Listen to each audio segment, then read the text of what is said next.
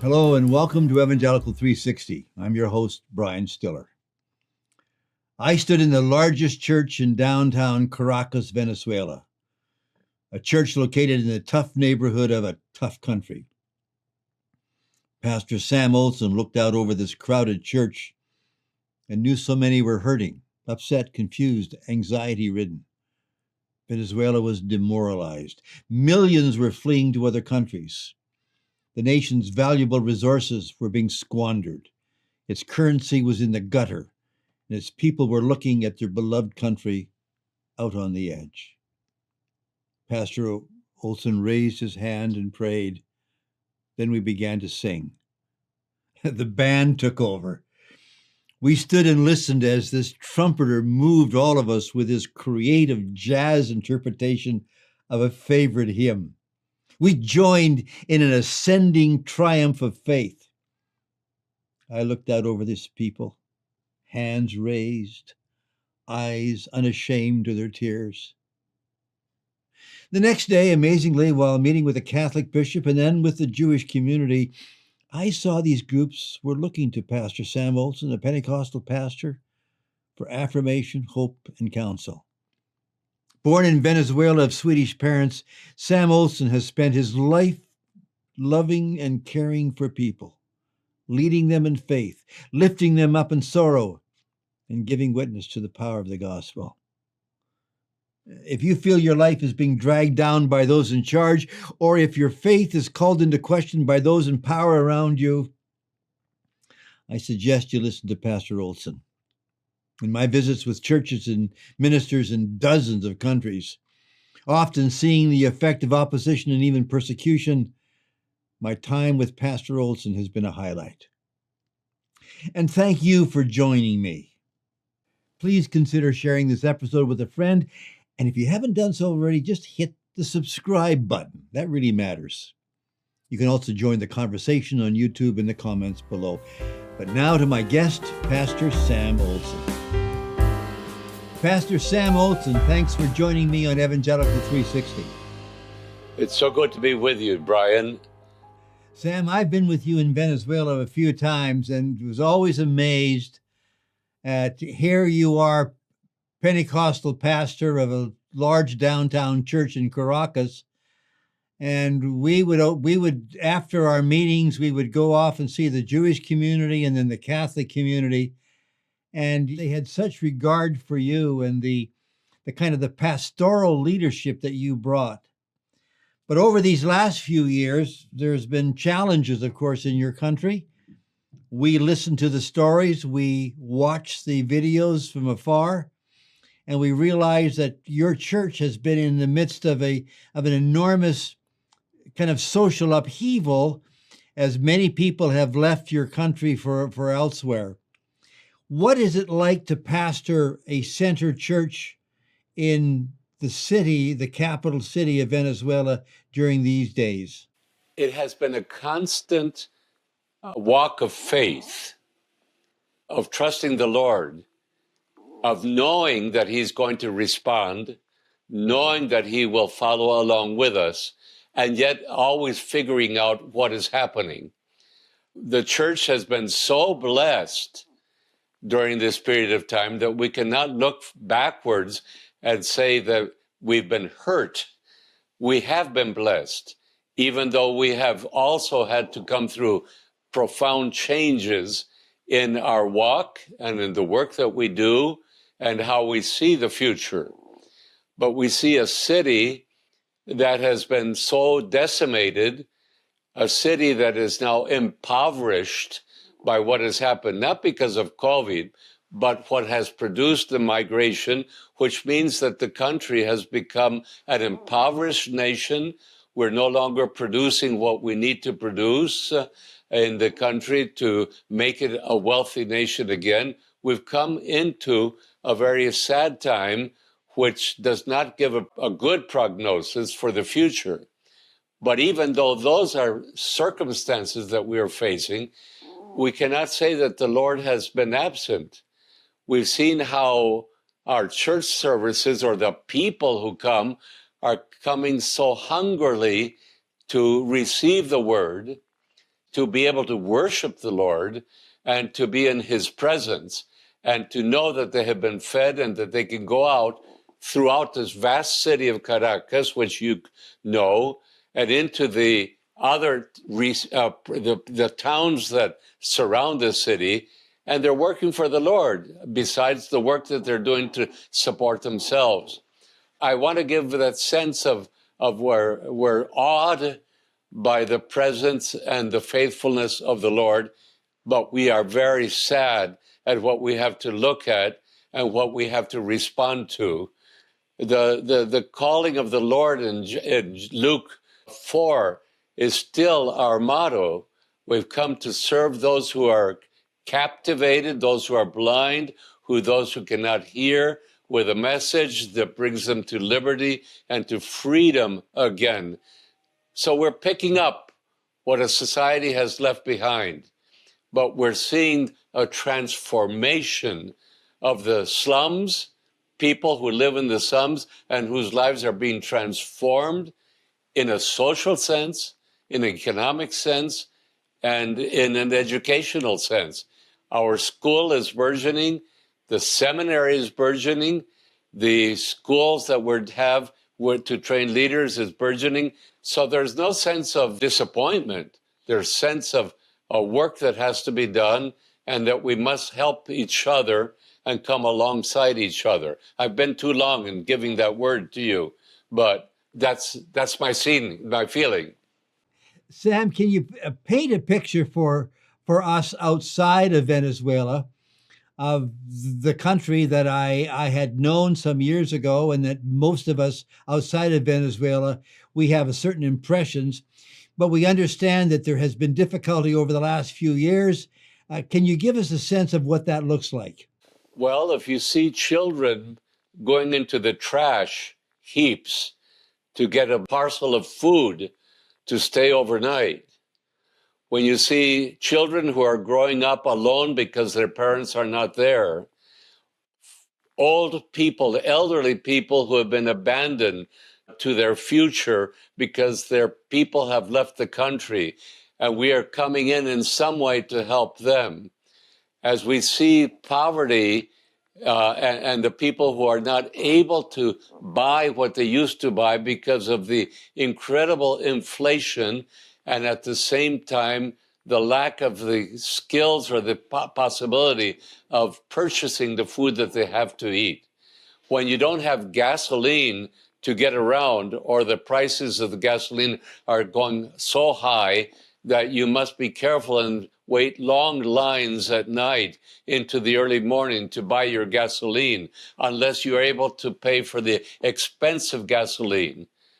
If you see them walking blocks and blocks and blocks to get to church on Sunday morning because they do not have the car or they cannot pay the bus fare, that's one item. But as we have people who have so kindly sent provisions in pallets of medicines to the country, and we're able to spread that throughout different towns and areas of the city through people who are giving their time and lives to that, our hearts are turned over with love to the Lord, thankfulness that we can do that, but it's such a sad reality that we're living in. How is the evangelical church surviving or thriving in Venezuela today? It's surviving. If I can be very frank, every penny that comes in our meager offerings now goes out. And so there's no surplus, so to speak, to be able to pay for different programs and to support programs. Some churches are beholden to the government, which gives them some type of an offering or a gift for them, and they are so happy to receive it, but they are compromising their faith in the Lord for that. And of course, we cannot possibly break our basic principles of being able to minister the gospel without having any other type of a compromise. But a church like ours, and of course the very poor people, are surviving because their leaders in some way or another are being able to bring the funds to survive as a church, but it also means that the people who are coming to the church are very, very lost economically in their foodstuffs, their medicines. But the church is incredible how it's going out throughout the country, planting churches, discipling people, and forming churches across the nation. And they are doing that out of the meager offerings that they do have or their meager capacities that they have. So it's not a disappointed church. It's not a sad church. It's not a church that is failing. It's a church that is growing as ever before and seeing the realities as a chance or an opportunity to spread a gospel of hope, a gospel of salvation, a gospel of a transformation of a life.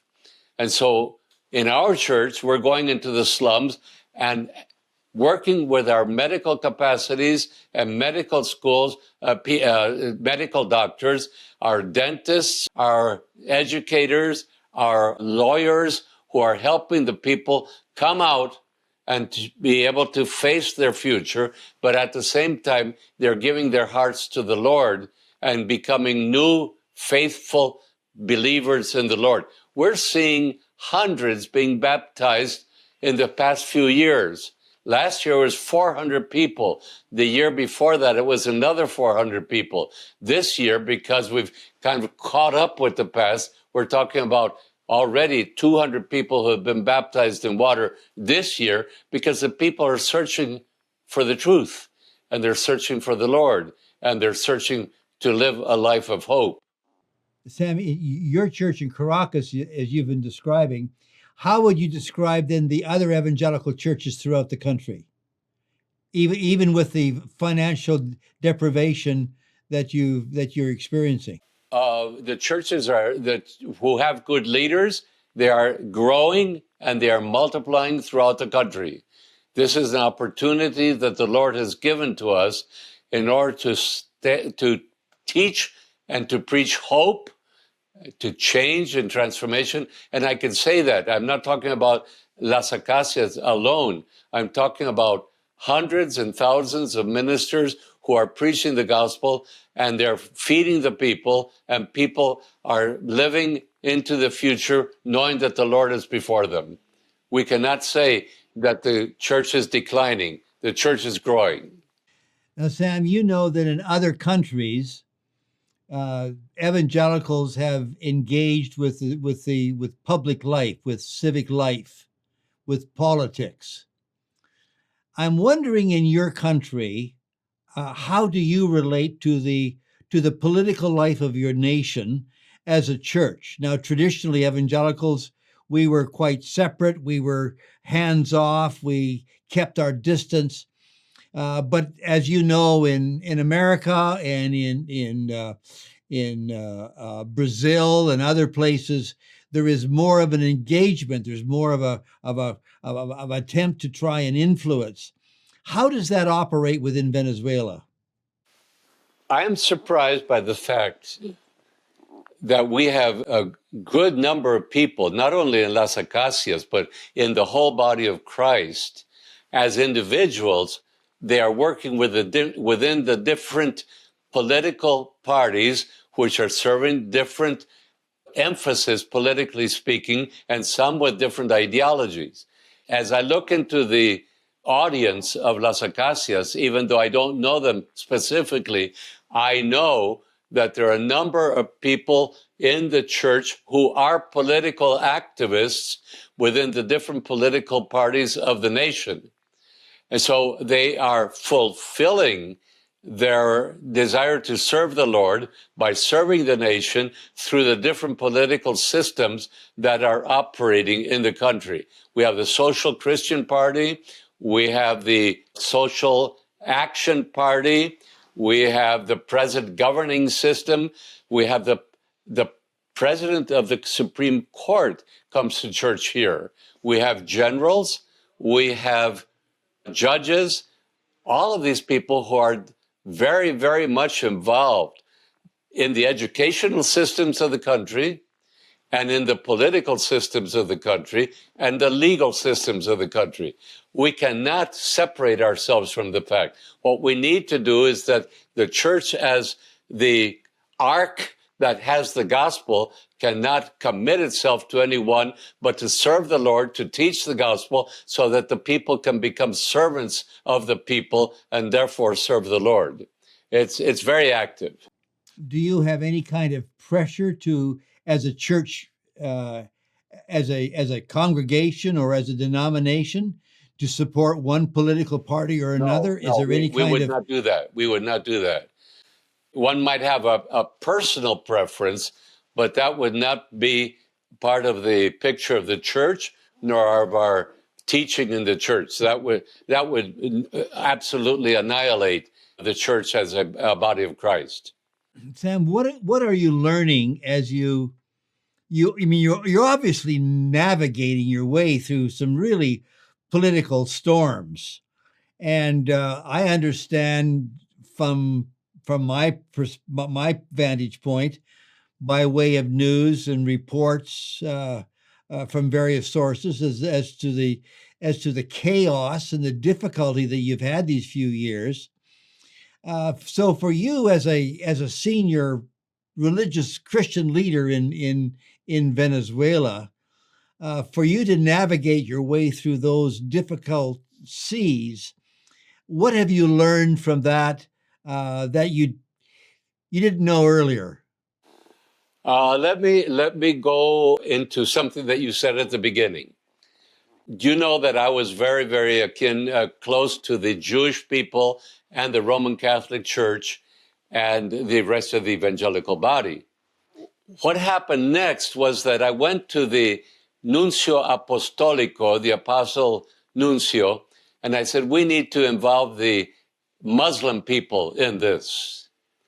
And we had 4 incredible lunches with the Jews being together, the Muslims or the Arabs being together, I should say that, and the Roman Catholics being together, and the evangelical people. And we had a wonderful time. That was a step forward in bringing us together as a people. Of course, the present system kind of botched that, but the Nuncio Apostolico became the present Secretary of State in the Vatican. So in some way, we were very, very much involved, and we had to step forward to see if we could bring a sense of a relationship with the people. Now, let me go to a different type of a story. That's just a picture.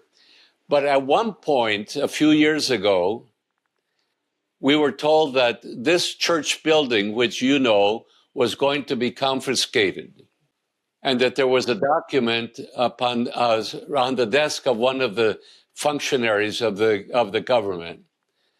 I had to pray, and we were going through 30 days of fasting and prayer. When that happened, I added another 10.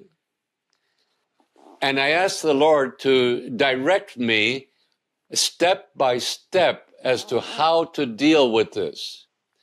So I asked the Lord, where do I go now? I went to the proper military person outside of the city. He said, that can't be. Talk with such and such a person. I spoke with such and such a person. That person said, that document should be at such and such a place. I said, well, you go find it. And he did in the middle of the night. And the document there was waiting for a signature by one of the leaders of the country. And we got that. And now I said, now where do I go? Well, you have to go to such and such a place. I won't mention it. And I said, now where do I go? I said, you go to the patriarch of the political party. I said, well, I know who he is. He knows me. And I can get that through a friend of his. We went to him, and I sat down with the patriarch of the political party that is in power now. And I said, this is happening. He said, are you owners of the property? Yes, of course we're owners of the property. And what are your social projects that prove that you are actively working within the whole community that you're in? I said, here you are, 30 projects that we're involved in. He said, send me the coordinators of the property that you're in, and I'll let you know. I said, I don't have to go to the newspaper to do this. I don't have to go to the public. You know me, and you know that the 300 pastors were in the city in my church yesterday. He said, I know. He said, I'll get back to you in a week. He said, it's all bluff. I said, thank you. That was it. My answer to your question is, I have learned to trust him and to ask him to guide me at every turn of the way. He has led me, but I also keep my friendships open. I keep my relationships open. I keep my good relations, which does not mean a compromise in my religious and spiritual ideals and principles. But we must communicate, we must be open, and we must be forthright, and we must be valiant, brave. No, we must trust the Lord to guide us and know that he will help us work through different problems. There are times when the story is a bit different, but the results are better. At the turn of this century, the defunct president of the country, who died in 2013, expelled the new tribes mission out of the country. Everyone was shocked. But what has happened is that made a turning point in the Venezuelan church. The Venezuelan church is now training its people to go into the different tribes and ethnical groups that have not heard about the Lord. That gives you an idea of how one must learn to trust and know that we can go forward. I don't know if that helps you, but it's part of my story. It's a great part of the story, Sam. The question that comes to mind as I listen to you is what will the next generation look like of leaders in the church? They're living through a very difficult social political upheaval, and in which I suppose that you've been challenged as to your legitimacy as a church, even as they attempted to take away your property. What will this next generation of leaders living in this time become? I do not want to draw attention to myself as a person, but my answer is this. The new generation is watching what the elder generation does. They may not have the same training or the same experience, but they will be trained and they will go through the experiences, but they do have certain people in their reference mind or different in their references who in some way are a pillar for their decisions, and they're being able to trust the Lord as they guide the church into the future. We are training them. The seminary is now offering a doctorate in ministries through Fuller and through other seminaries. That's the academic side. But the actual living out of the gospel in the presence and in the view of the leaders across the nation will be a reference point for their ministry and their churches as they come forth into the future of the Venezuelan church. That's what I'm trusting for. I'm trusting my leaders in the church to be able to do that as I transition out of this church. And we're searching for that. And we know that the Lord is providing and training the future leadership of Las Acacias Church, as he's doing in Maracaibo, in Puerto Ordaz, in Barquisimeto, in Maracay, in San Cristobal. We know that the Lord is bringing up that future leadership. And we've had a remarkable president of the Evangelical Alliance who has come to know the entire body of Christ across the nation through huge convocations of thousands of people and hundreds of leaders in each one, and they're seeing what their president of the Evangelical Alliance is doing. So I'm trusting. We had to trust for ourselves in the past. We can certainly trust the Lord for the future. Sam, are there restrictions that you experience in pastoring or in leading your congregation? There aren't restrictions, as so to speak, visible, felt restrictions, but every now and then new requirements are placed, and those requirements, in several moments, kind of reduce our scope of leadership or the legal side of our leadership. But we are dealing with them. And one way that we deal with them is to really be upfront with the people. And they are upfront with us. And we send the right people in. So are we limited? There are limitations that happen. Now and then we're caught off guard. For example, you know what they're requiring, and we've gotten by that they know every name and the identification of the people who give an offering in the church. So we had to say, no, we will not do that. But that's what the government wanted. As you can see and hear, that means that there's a slow knowledge of who is giving in every church in the country if the pastors allow that. And what is creeping in? Control? What I'm saying is, suddenly you cannot do this, and we have to struggle with that. Suddenly they want to know who is doing what. And we decide if we can let the people know that or not. Or we have to go to the proper, some of these people are requiring things they know nothing about. And we have to clarify those issues with. And I'm not trying to be negative, but these are facts that we're living in. And there are limitations. They want to know how much money comes in. They want to know what the legal structure of the church is being. They want a new legal structure, which in the States would be the incorporation of a local church. And they want to know exactly how many people are there, and they've reduced it to 5 people who can be part of that new corporation of the church. So when I say creeping in, I'm saying that this is a very slow process that we have to deal with every time something comes up. And yet, in spite of that, you're saying that the witness of the gospel has been pushing its way across your country. Yes.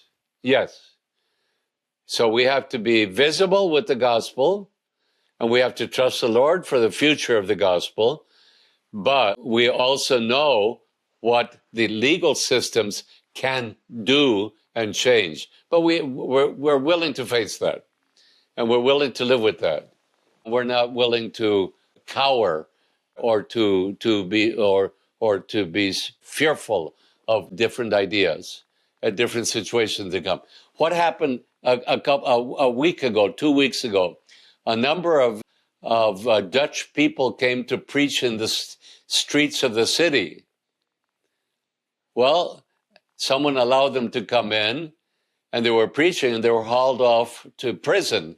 They were nearly imprisoned when someone came by and said, no, they can't. They used they knew the person in charge who could change that. But these people were going to be put in prison because they came in without the right visa to do religious affairs, and they thought they could get by with that.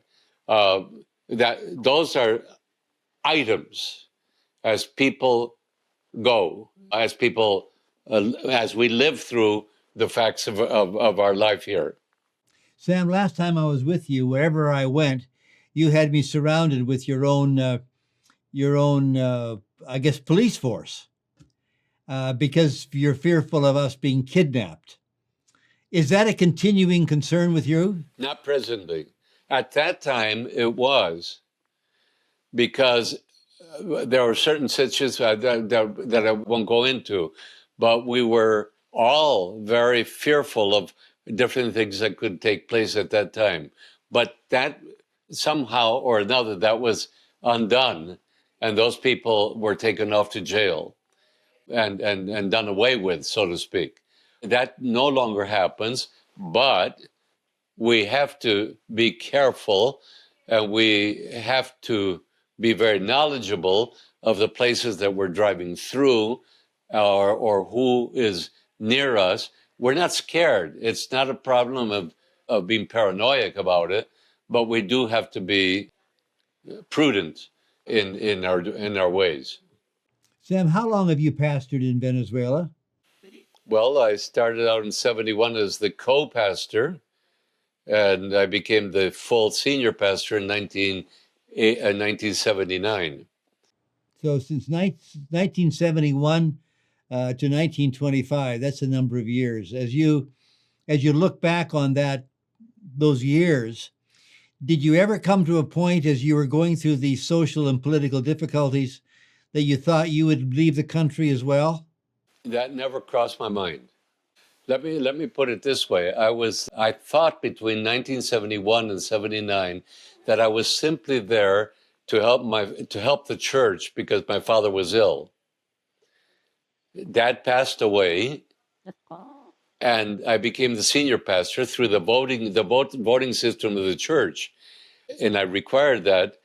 But I did not sense that I was actually a pastor until about 1987. 1987, it suddenly dawned on me, yes, I am a pastor. I am the senior pastor. And it's not just a game or being selected as such. This is a calling of the Lord. And Nancy and I have never thought of the idea that we might leave Caracas. The Lord called us here, not because of our parents, but because of ourselves and the calling upon His life. I never felt that in the States while I was studying and working in the States. It came as a gift. And I can never say, now and then I say, wow, I could have been living in this type of a situation in a certain type of a city where I used to work and teach in Princeton. But I could be living there. I could be living elsewhere in Middlebury, Vermont, or. But no, that's not where I'm supposed to be. I'm supposed to be here. What constitutes a call for ministry? First of all, I could see what the Lord was doing through my work as the co-pastor of the church. I was not filling shoes. I was seeing what was happening. For example, the church was growing. I added elders to the church, and they assumed that work as elders. We started building huts, complete houses for the people who were living in the dirt. The church was growing numerically and spiritually. And I saw that, and I could not say that the Lord wasn't blessing. And then I fell in love with the church again. And then I sensed, yes, the Lord is using me as a shepherd of the church, as nothing else, not as teacher, not as evangelist, not as an apostle, not as a prophet, as a shepherd of the church. I do teach, but I'm a shepherd. And that's been part of my, what can I say? That's a sense, a powerful sense, for which I'm thankful to the Lord. I could never deny that again. Paul, I've been to a few countries in the world, and I meet a lot of people. But I must say that I have been both attracted and fascinated by you and Nancy and your presence in a Pentecostal church in Caracas and you are not in the wealthy area of the city, you're in the poorer area, and you've lived there during enormous political and social and economic upheaval, and yet you continue to nurture this idea that you're a shepherd and you find your joy there with your people, even though you have all kinds of opportunities to leave. So here's my question then, coming out of that observation to a younger person who is maybe in a difficult place or maybe in a place of enormous ease and provision. What should they in their mind look to as a call of the Lord and an affirmation of his call? I would say what I told a few people, I'm not going to mention. Do you want to stick it out? Yeah. Do you think you're going to stick it out, or do you just think this is a 5-year term and a contract? If it's just a contract, well, okay, fine. Live it through and fulfill your contract. But do you want to stick it out and see what the Lord is going to do with your life and the ministry that you have? I know that I stuck it out, but I didn't suffer sticking it out. I wanted to see, and I've seen how the Lord has worked enormous miracles and provisions as we go through. Just the fact that we now have a full-fledged school from kindergarten or preschool to the finishing high school. And now the people want to start university. I can't believe it. Just to see that the seminary has 200 students from 50 different churches in the city, and that they're working toward their masters and towards their doctorate. Wow, that it just tells me that the church is being multiplied, and that in some way one was used in a particular way to get something going. What can I say? Stick it out. The Lord will bless you if there's a calling upon your life. If you give up after 5 or 10 years, you'll always wonder, did I do the right thing? The call is a call, and it is not a contract. A call is a catch that binds your soul to the Lord and to what he wants to do through your life. Sam, it's been so wonderful in conversing with you today. I have this one last request. The rest of the world knows what's going on in Venezuela. We hear the reports. We see the pictures. We understand I guess, millions now of people who have emigrated. What 8 million out of how many? Sam, what would you have to say to church leaders of the world from where you sit as we come to our last few minutes of conversation? I'm surprised by the question, and not because it's a terribly meaningful question or request. It's worth serving the Lord. It's not about money. It's not about buildings. It's not about relationships. It's about serving him.